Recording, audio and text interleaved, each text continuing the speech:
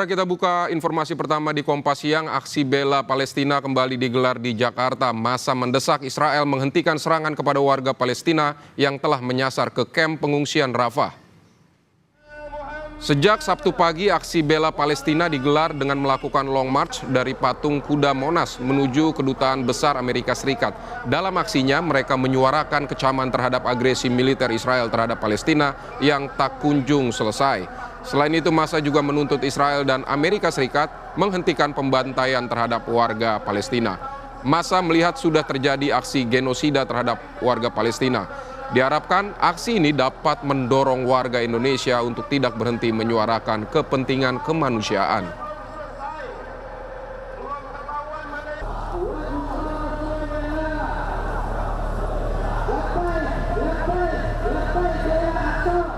Saudara jurnalis Kompas TV, Fredriska Ananda akan melaporkan situasi saat ini di sekitar kawasan patung kuda Monas. Selamat siang Rizka, bisa Anda gambarkan kepada kami bagaimana situasi di sana pada siang hari ini, Fredriska?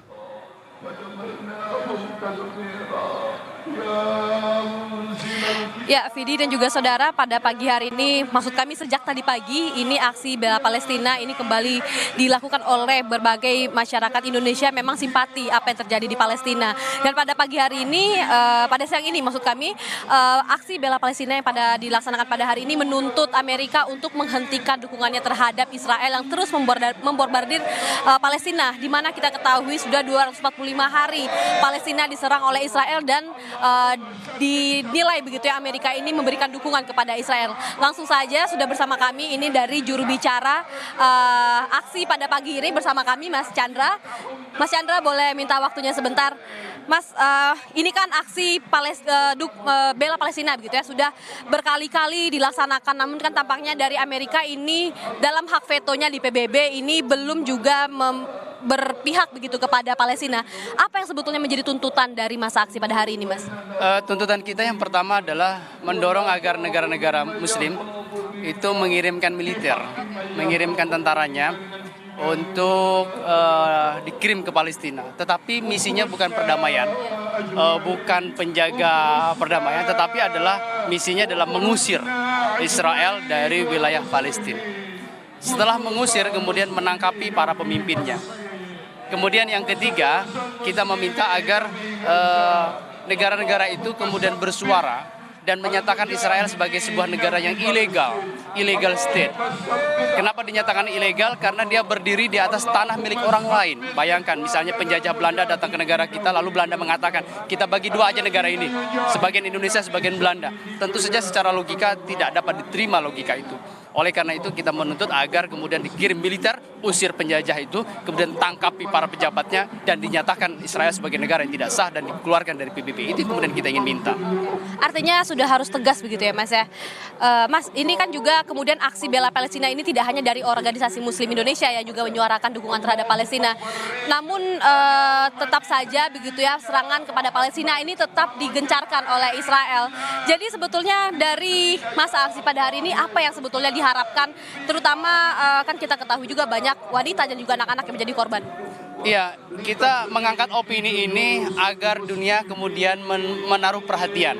Karena kalau kita diam, tentu dunia tidak akan menaruh perhatian.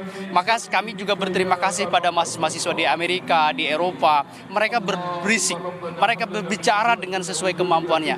Apa hasil dari mereka? ICC, jaksa dari International Criminal Court, mengeluarkan perintah penangkapan terhadap Netanyahu. Itu buah dari berisik. Jadi oleh karena itu, jangan sepelekan dengan aksi yang seperti ini, berisik seperti ini, karena akan memberikan tekanan secara opini.